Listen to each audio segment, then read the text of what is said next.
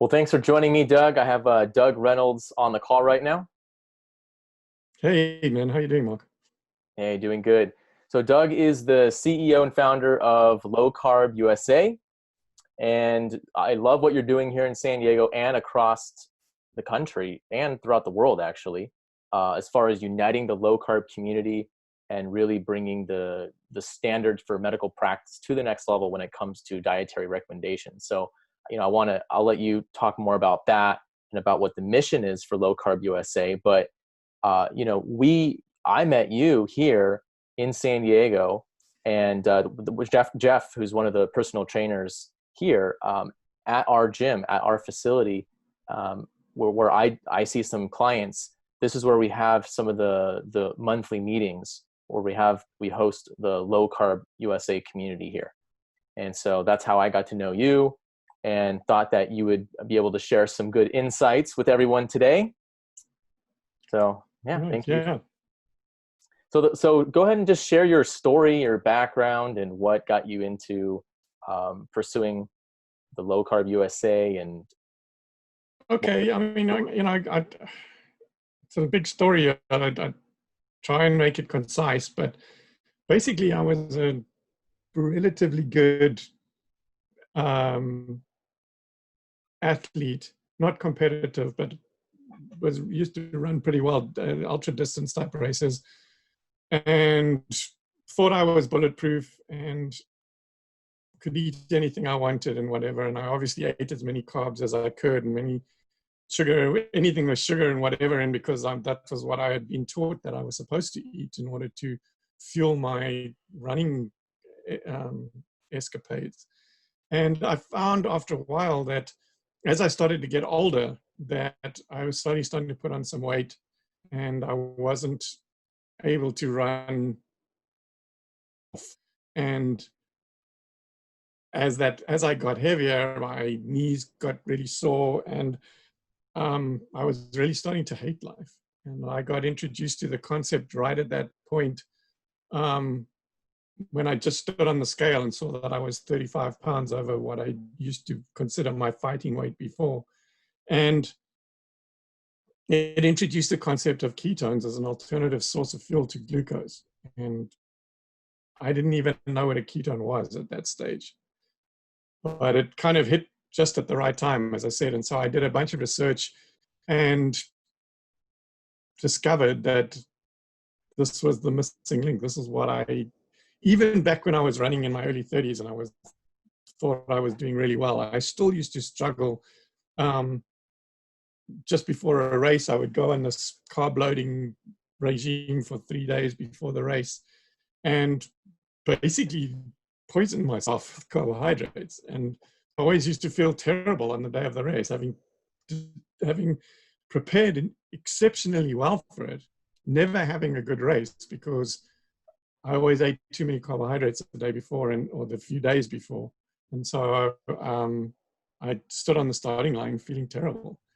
And at the time, I used to think I was just really nervous, that I had put all this effort into preparing, and that on the day of the race, I just bottled it basically, and then I was negating my good performance with nerves. But doing all of this research, I realized that was what had happened, and it was explaining in my older age where I was developing insulin resistance and I was starting to put on weight and developing a lot of inflammation in my body as well, which I could feel everywhere. So I pulled the trigger and I started doing it, and it literally, within a couple of weeks, my knees were clearing up, weight was starting to come off, I was starting to run again and actually enjoy it. And within 5 months, I'd lost that 35 pounds. I was back down to, what I used to weigh 20 years earlier. And life was good again. And so that was when I decided to try and create an organization that taught people about this, that taught people about what I didn't know 6 months before. And that's kind of how we got started with Low Carb USA. Yeah, it's a really early transition from you to go through it yourself and to experience the benefits with running, to then already deciding that you wanted to start an organization to help other people and to get that community together. At the time, did you feel that just didn't exist? Was it something that were there other communities available at the time? No, well, so, you know, we had a lot of experience putting on big events. I'd never been to a low carb event. I didn't know anybody in the low carb space, but I knew how to put on an event. And um, we decided to try and do this. And we just reached out to some of the bigger players, the potential speakers in that, and said like, hey, if we do something like this in San Diego, do you think you could come and be a part of it? And almost all of them jumped on board. Jimmy Moore reached out to all his connections and got a whole bunch of people to come, basically volunteer to come and speak. And that that's kind of how we put it together. I'm not quite sure if I answered your question there, but that's how we put it together. So with the Low Carb USA, what is the main goal that it's trying to create? Is it a community? I know that you've talked to me a little bit more about your mission and like what's the end goal. Well, To I mean, that's amazing. It's evolved, right? So when we first did this, we just wanted to put on an event to try and give the scientists an opportunity to present their findings and their data, hopefully to try and teach some people like me who didn't know about this stuff. But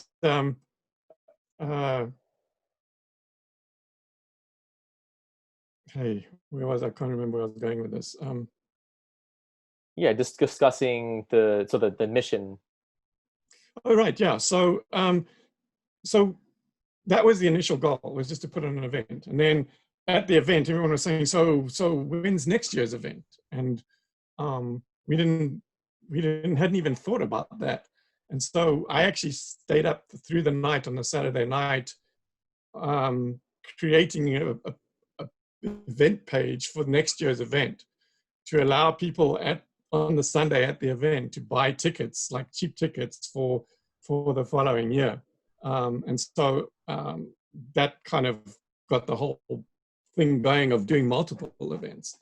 But what really kind of grew out of this was our realization that community was really important, and that because this is so against the grain still currently, that people really struggle with it in terms of being criticized and ostracized by their family and their friends and even their doctors. And this we became aware of the fact that it was really important to have or develop a community and give people a safe place to be. But it's grown sort of, so we started to do that, and then, okay, so what can we do for our community? And so what resources can we provide for them? So now we started adding in a database of technical resources and papers and stuff like that, like for the academics who want to go down that rabbit hole.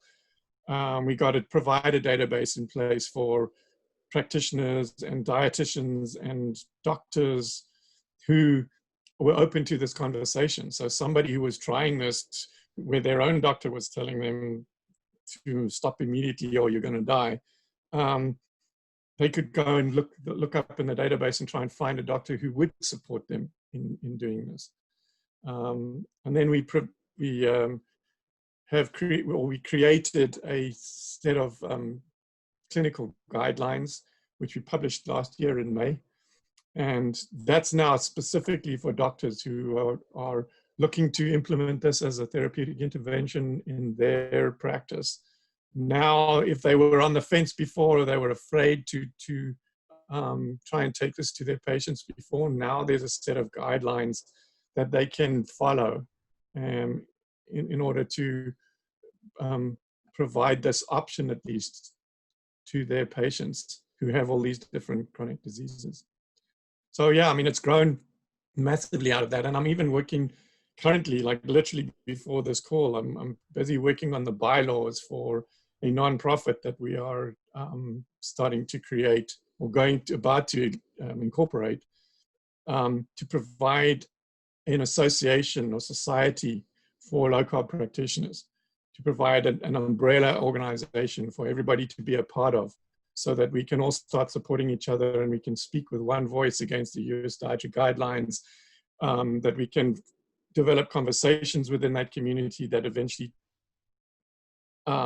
establish a standard of care for people that don't eat carbohydrates, because the standard of care currently does not apply to us in a lot of cases. And it's very important that we establish one that is specific to people that are restricting carbohydrates and are experiencing that shift in metabolism, which changes everything. And because there's that shift in the metabolism, you know, the existing standard of care often doesn't apply. And so that's what we're trying to establish. Yeah, you were speaking at one of the low carb meetings that we host here every month, or at least we were before the pandemic.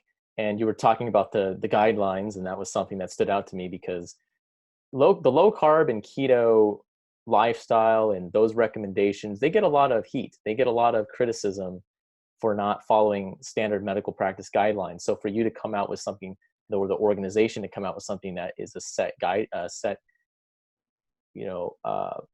guidebook or a set of guidelines that other physicians can use and implement, there's something to stand on. There's something to base their clinical decisions off of.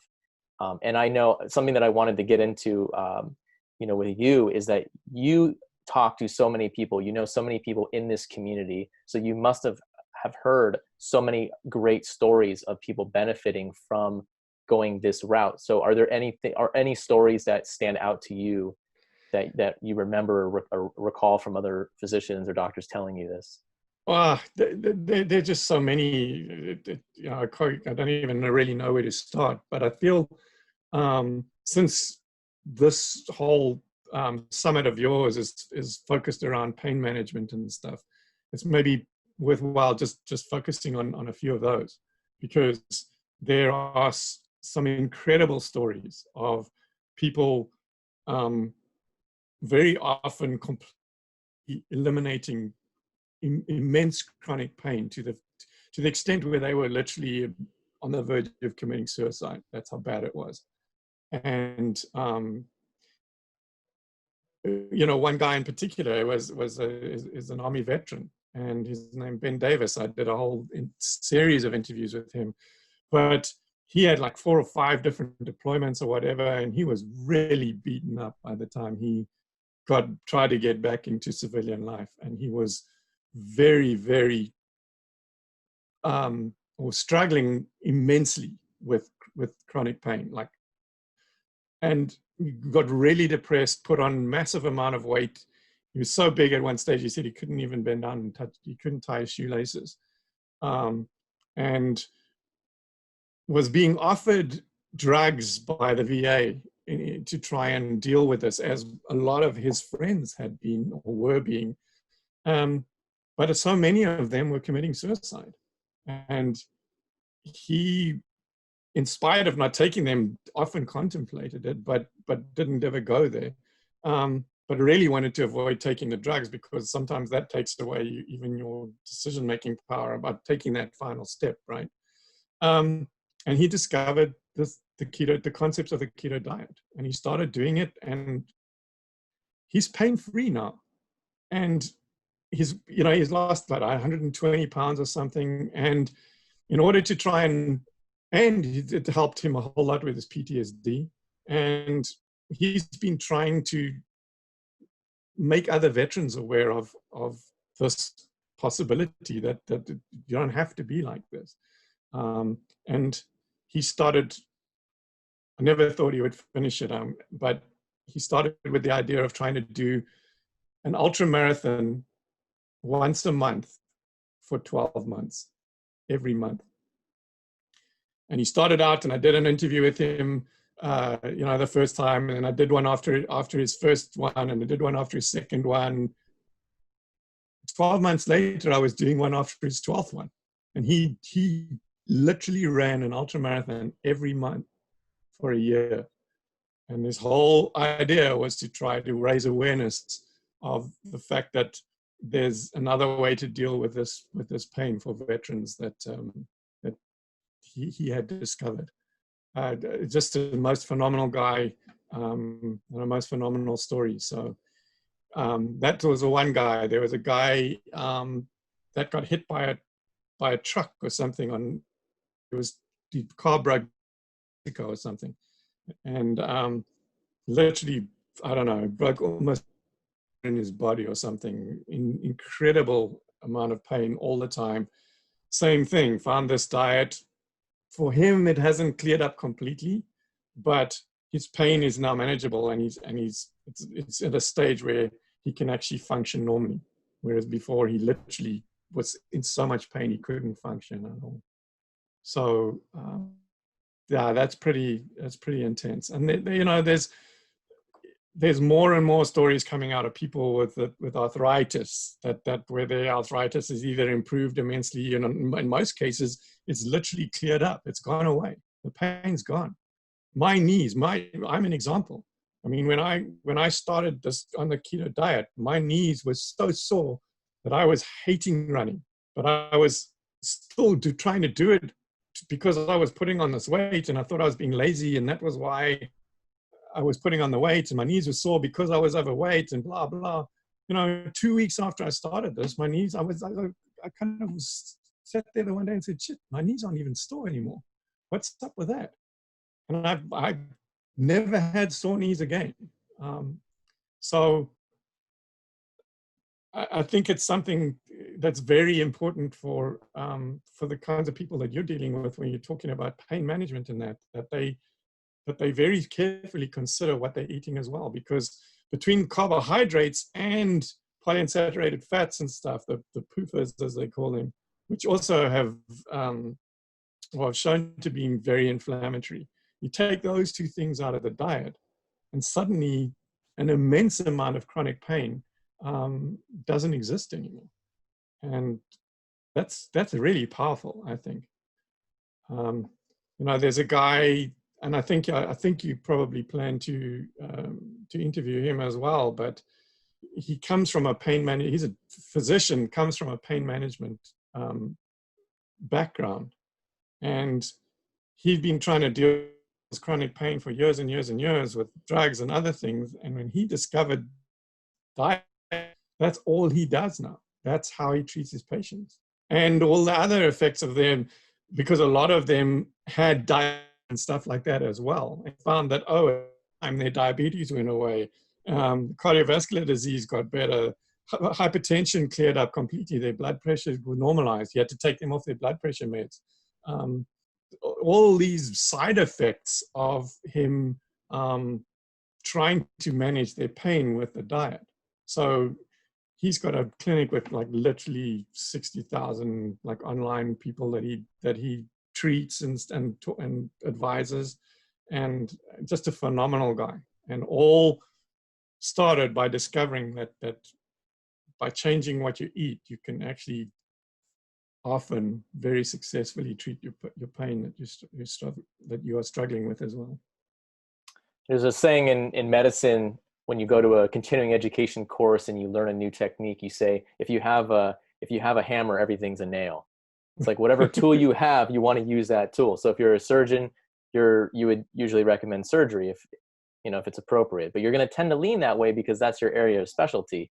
And then, so right. For me, it really, going to these meetings, going to the low carb meetings, after hearing a lot of the testimonials, some of them that you just shared, it challenged my own biases, because as a physical therapist, I want to help people with exercise, with biomechanics, with correcting movement. And then I'm hearing all these stories of people getting out of pain, which is my job. That's part of the essence of what I do as a physical therapist, is help people reduce pain, improve function. And I'm hearing all these stories of people getting better and out of pain just by eliminating carbs out of their diet.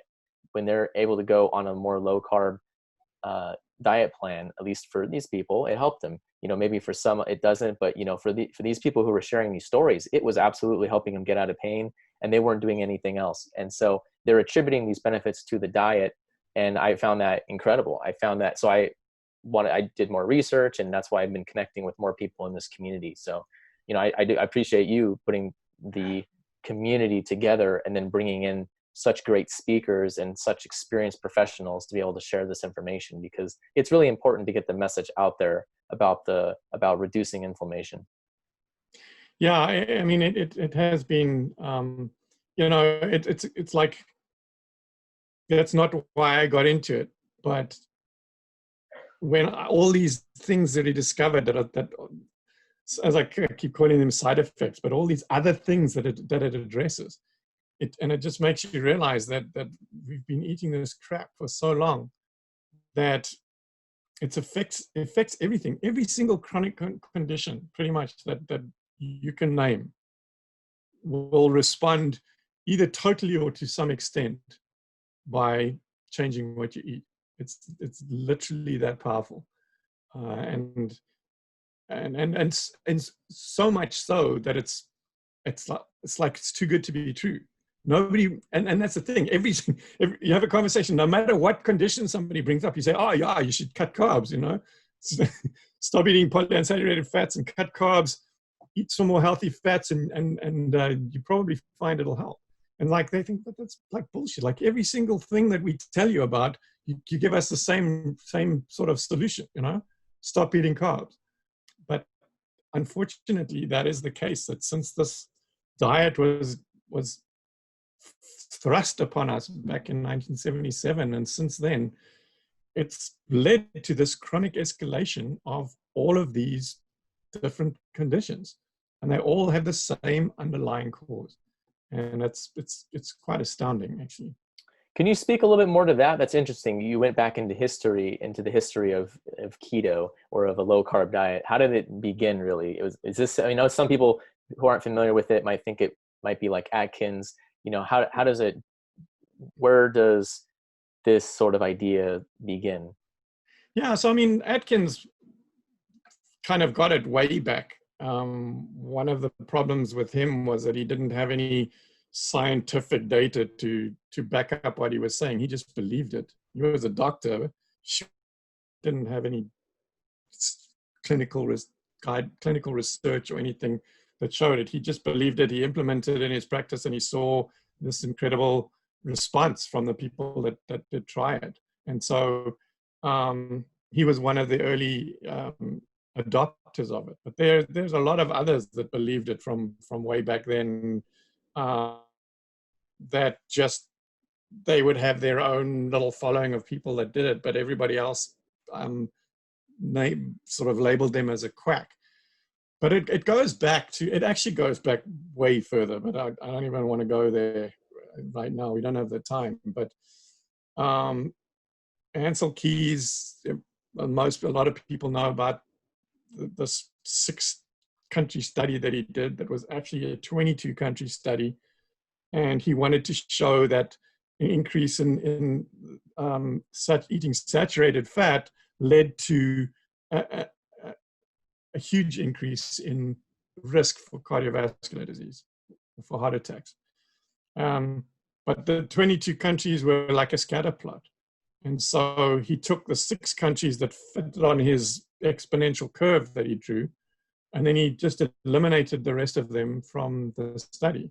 Yeah, so John Yadkin had the opposite idea to him. He was the guy saying that it was sugar that was responsible for these inflammation in the arteries and the cardiovascular disease and heart attacks and stuff. And he just got crushed by Ancel Keys.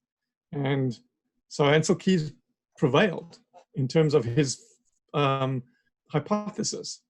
And then in 1977, I think it was just after the president had a heart attack or something.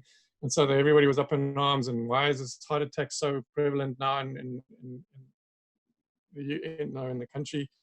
And so the McGovern Commission was convened to come up with dietary guidelines. And in 1977, they published the dietary guidelines for Americans. And it was influenced by Ancel Keys severely, saying that we had to really go low fat. And in order to replace the calories to make it, a sustainable diet, they had to increase the carbohydrates. And so it was 65% carbohydrates and like 2% fat and whatever the rest was in protein. And those became the guidelines. And that's what we've all grown up with. And that's what everybody now believes to be true. But there's absolutely zero science behind, or zero evidence behind any of what they said, or what those guidelines are based on. Nothing. And yet it's what we all believe. It's what doctors believe now. They're not taught nutrition at med school. They learn nutrition stuff from the internet and from books, just like the rest of us do.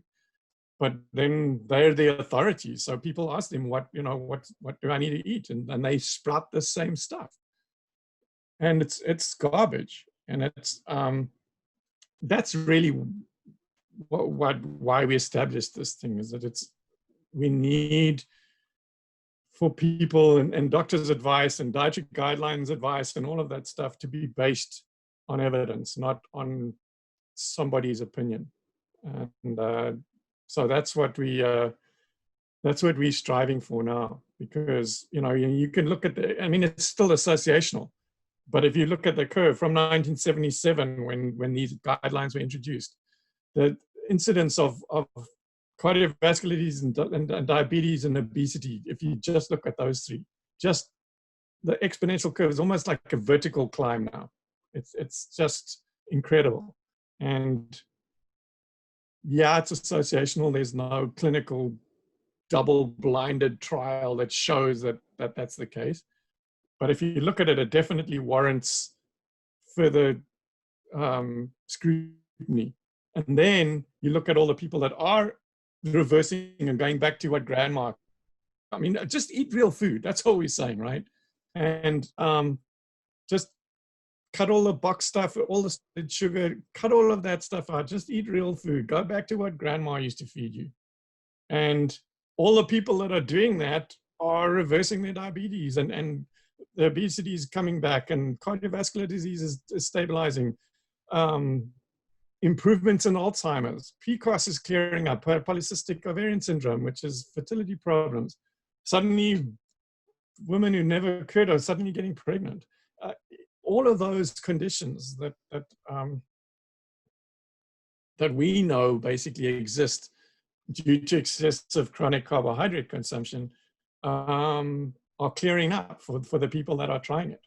And so that lends further weight to the argument that we need to scrutinize the current dietary guidelines further, because they're not working. It's a massive failed experiment, and it's time we actually changed it. And so that's kind of what we'd like to feel we're a part of, is trying to help get that change made. Yeah, the old recommendations seem like just another one of the dogmas that we just accept and just follow blindly without questioning it. And Absolutely. Just because it's been done for decades or centuries, we just start to follow those ideas, or some study that was done that needs to be redone. It might have been a longitudinal study with many people, but we need to redo some of these studies and get new guidelines out. And if there's better information and better evidence, then we should go that route. And as we know now, we're filming this or recording this May 3rd. We know now with the pandemic, with COVID-19, a lot of the symptoms are exacerbated by comorbidities. So diabetes is one of them, not having control of blood sugar, blood glucose. And yeah, all the same conditions, right? The cardiovascular disease, diabetes, morbid obesity, what was the other one? Hypertension, high blood pressure. High blood pressure is another. Some people with hypertension, most of the time, if you got hypertension, then you got probably at least one other condition as well. But hypertension is one of the things that almost everybody who adopts this low carb, high fat lifestyle ends up coming off their medications really, really quickly for hypertension medications.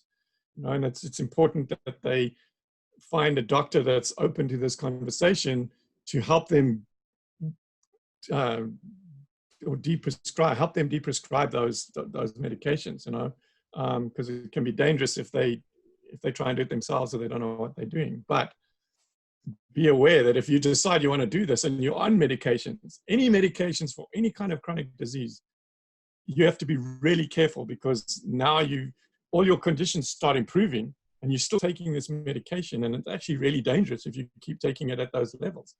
And so you need to find a doctor to help you get off those medications as your metabolic health improves and eventually stabilizes. Yeah, it's wonderful. Well, if somebody wants to get connected to Low Carb USA, if they either want to attend the conferences or learn more about that, how could they get plugged into it? How could they learn more? Well, yeah, so it's really Low Carb USA, wherever you look. So it's lowcarbusa.org is the website, and there's tons of free videos on there. There's all these resources that I was telling you about. There's information about upcoming events. Hopefully the one in San Diego is still going to happen, but we obviously still up in the air about that, depending on how this COVID thing kind of pans out in the next couple of months.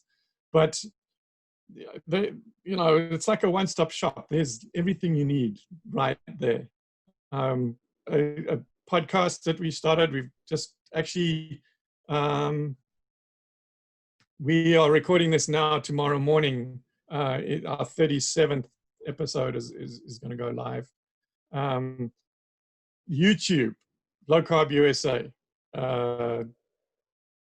Instagram, Low Carb USA. Twitter @LowCarbUSA. Facebook, Low Carb USA. Pretty much, if you put in Low Carb USA in Google, you'll find a bunch of different places that you can interact with us. And yeah, anybody that wants to come and join the conversation. It's one of the reasons that we called ourselves Low Carb USA and not Keto USA or something like that, was because we didn't want to exclude anybody from the conversation. So you don't have to be keto. You can be paleo. You don't have to be paleo. You can be primal. You don't have to be primal. You can just be somebody who thinks that I'm eating too much sugar. I need to just cut some sugar out of my life. That's a start. And if that's all you do, that's better than not doing it.